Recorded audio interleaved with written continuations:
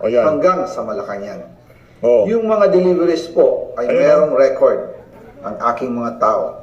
Kaya na, kasi sabi ni Master Sergeant Orly Gutesa, ano daw yan, tag 45 million kada isa. Totoo po yung sinasabi ni Orly Gutesa na nag-deliver O, cash out, 13 luggage. Sa laman.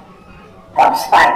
O, Totoo din Ito po ang sinasabi ni Orly Gutesa na nag-deliver siya sa Malacanang nung siya ay nasa Senado. Para mapatunayan ang mga litrato na deliveries ay ilalabas ko po together with this video. 14 luggage, cash out.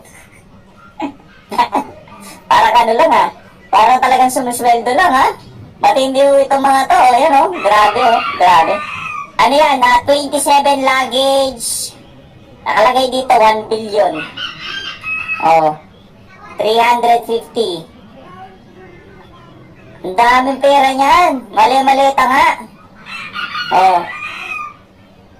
Huwag nyo nang hintayin na ipakita nitong si Saldico na ika nga nakalatag na yung pera, ilinabas na sa malit. Pambira. Punta kayo sa Force Park, ang daming ano, ay nailipat na pala. Naglipat na pala sila. Tinanggal na pala dyan sa Force Park.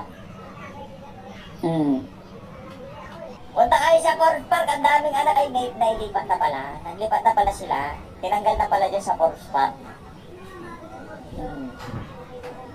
Mawalang yan to. after Unang approval ng budget sa General Appropriations Act of 2025, nagtanong po ako sa DPWH kung magkano ang kailangan na ibigay sa Office of the President o ang SOP na bigayan.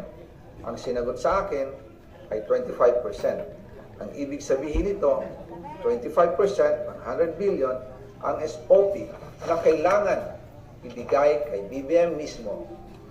In total, 25 billion ang napunta kay Pangulong Bongbong Marcos. Kaya ngayon ay hinahamon ko si Ombudsman Remulla kung seryoso talaga siya sa mga sinasabi niya sa kanyang press release na idadamay niya pati si Martin Romualdez kung magbibigay ako ng ebidensya. Patunayan niya ngayon ang pronouncement niya.